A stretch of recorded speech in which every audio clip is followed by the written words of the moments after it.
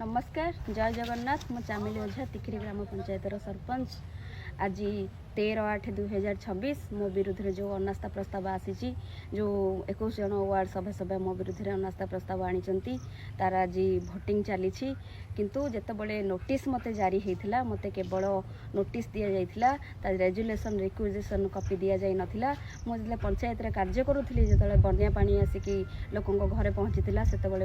लोक मानक सचेतन कराऊली एवं गोटे नोटिस भी जारी करी वार्ड मेंबर मानक इमरजेंसी मीटिंग भी डाकी मु कार्यरत थिबा समय रे मते रिसीव कॉपी न देकी नोटिस कॉपी तो ये मो बापा को बापा जे पाठ पढ़ी जाना कतरू टिप माड़िकी दि जाता जितेबाला मु घरे आसी देखी मो पाखे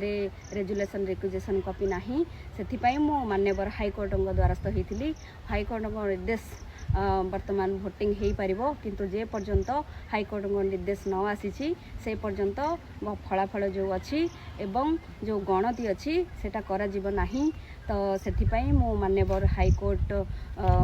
को बहुत बहुत धन्यवाद जनाऊँगी मत ये न्याय देथिबारु एवं मोर जे एडवोकेट सुकांत दलई सार तांको भी बहुत बहुत धन्यवाद मो पाई बहुत संघर्ष करचंती बहुत लढ़ी तो आपण मानकर भल पाइबा एवं भगवान का आशीर्वाद जगू कोटना कोटी आज जो भोटर गणति प्रक्रिया जो रही सेटा बंद रहिबो सेटा भाग्य कहबो एवं कोर्टर निर्देश कहबो किए जितबो किए हारिबो जे पर्यंत कोर्टर निर्देश न आसी जे पर्यंत गणति न होईची से पर्यंत मु जेमती सरपंच अच्छी सेमती रही मु साधारण लोक मानक पाखे पहुँची सब बेले साधारण लोकों सेवा करी। जय जगन्नाथ।